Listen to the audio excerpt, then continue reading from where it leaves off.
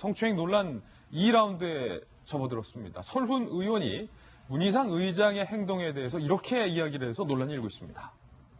설훈, 처음에는 임 의원이 남자인 줄 알았다. 임 기자들한테 남자인 줄 알아서 그렇게 만진 거지 라는 취지로 이야기를 하는 거예요. 남자인 줄 알았다. 박범계 의원은요, 그 상황은 중인 환시, 여러 사람이 둘러싸고 지켜보며서 성적인 내계가 있을 턱이 없다 라고 뭔가 이게 이미자 의원이 들으면 상당히 좀 기분 나쁜 발언들을 두 분 다 하신 거예요. 지금 논란이 더 번지고 있는 그런 상황인데 설훈 의원실 관계자는 이렇게 해명했습니다.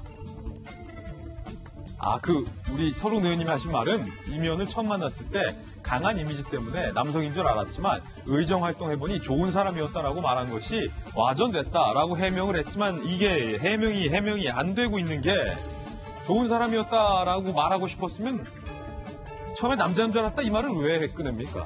말이 안 되는 얘기를 지금 설훈 의원과 의원 보좌관도 현재 하고 있습니다. 저는 김진 앵커 처음 봤을 때 너무 부드럽고 예쁜 이미지 때문에 네. 여자인 줄 알았어요. 저 여자인 줄 알았다. 그런 분 제가 처음 이제 보네요. 이렇게 손으로 만약에 네. 김진 앵커 이렇게 손을 딱 만졌어. 이건 어떻게 되는 거예요? 이거 그렇죠. 나 성추행 괜찮은 건가? 나 다리 만져도 돼요? 안 되죠. 여자처럼 느끼기 때문에 같은 여자니까 나 해도 네. 되는 거 아닙니까? 그런 논리다. 네, 그럼 말도 안 되는 거 말도 안 되는 아닙니까? 논리다. 예, 듣는 여자 입장에서 상당히 기분 나쁘고요. 그리고 이걸 또 뭐 여자 남자의 문제로 우리가 풀려고 하는 것도 아닌데 이 와중에 또 남자인 줄 알았다라고 반박하는 그 설훈이라는 분에 대해서 진짜 얼굴 다시 한번 봤으면 좋겠다라는 생각이 들고요. 저 장면에 대해서 우리는 한번 좀 심각하게 생각해야 됩니다. 제가 김진 앵커든 여기 있는 모든 남자분들의 얼굴을 여자인 줄 알고 잡았다라고 했을 때 아무 문제가 없다면 좋겠습니다. 그런데 아마 그렇지 않을 겁니다. 어디서 여자가 라는 말이 만약 나오는 현재의 문화라면 남자분들도 여성분한테 저렇게 하면 안 될 것 같습니다. 예, 이미자 의원의 입장을 낸 것도 지금 저희가 뉴스 속보 형식으로 밑에 내보내드리고 있는데 일단은 손소 변호사님, 네. 이게 성추행이냐 아니냐는 뭐 법적인 논란이 좀 있을 수 있겠습니다만 뭐 양측의 주장이 워낙 좀 첨예하니까 설훈 의원의 이 해명만큼은 양쪽 모두에서도 좀 납득이 안 된다라는 분위기인 것 같아요. 그렇습니다. 설훈 의원의 저 이야기는 사실 오히려 자유한국당 그리고 이미자 의원 측에게 더 도움이 되는 이야기를 해준 것 같아요. 도움이 되는 이야기입니다.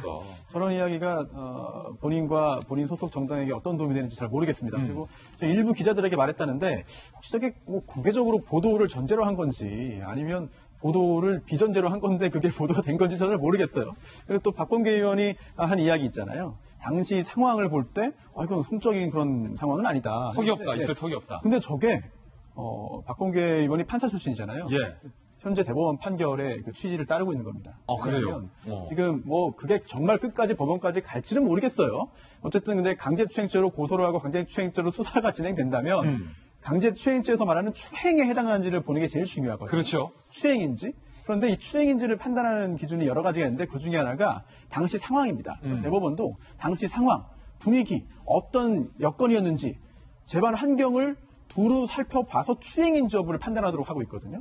그런데 당시 상황을 보자면 사실 강제추행죄의 추행으로 판단하기는 쉽지 않은 상황이 있다. 쉽지 않은 상황이다. 네, 그런 몸싸움이 법적으로 보자면 그럴 것 같습니다. 그렇군요.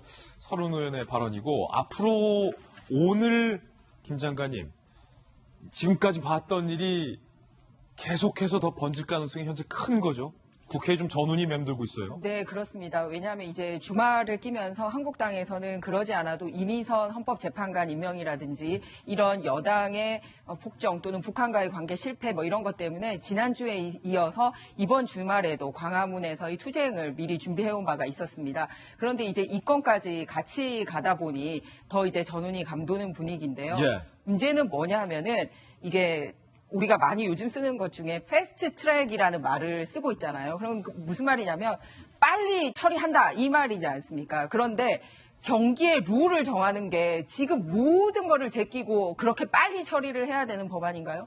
속도가 중요한 법안입니까? 패스트트랙의 요건에 해당하지 않는다. 그렇죠. 왜냐하면은 이 선거법이라든지 국회 관련된 규칙이라든지 검찰의 권위라든지 이런 거는 현재 법이 없는 게 아니라 더 나은 방향으로 개선하기 위한 거기 때문에 국민적인 합의나 완결도가 중요한 거지 속도가 중요한 게 아닙니다. 속도는 사실은 뭐 경제에 관련된 법안이나 규제를 풀어주는 그렇죠. 법안이나 오늘 아침에만 해도 10년 만에 경제 성장률 최저 그러면은 그거는 오늘 바꾸느냐 내일 바꾸느냐에 따라서 문 닫는 공장이 몇 개인지 가게인지가 걸려 있는 거고 선거 관련돼서는 이번 선거에 바꿀 수도 있는 거고 4년 뒤 선거에 바꿀 수도 있는 거지 지금 당장 누가 나자빠지는 건 아니거든요. 예. 그런데 그거를 패스트 트랙에 태운다? 이 모든 게 지금 현재 국회와 정부 여당이 뭐를 보고 달려가고 있는지를 보여주는 거라고 생각을 합니다.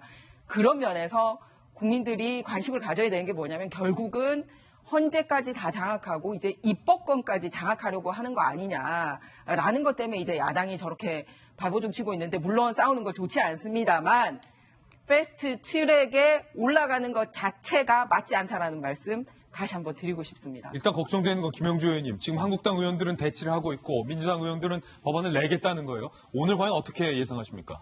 아마 오늘까지는 특별한 결과가 안 나올 수 있을 거라고 예. 보여집니다. 뭐 끝까지 안 나올 수도 있다는 생각도 들고요. 어쨌든 계속적인 그 시도는 하겠죠. 밤늦게까지 장소를 옮겨가면. 네. 실제로 보면은 또 민주당 내부에서도 이게 얼마나 동력을 가져갈 수 있을지 모르겠고요. 자유한국당은 굉장히 더 분기탱천하는 그런 모습이라서 결코 쉽지 않은 그런 과정이라고 보여집니다. 예, 오늘까지는 좀 국회를 주목해서 봐야 될 것 같습니다.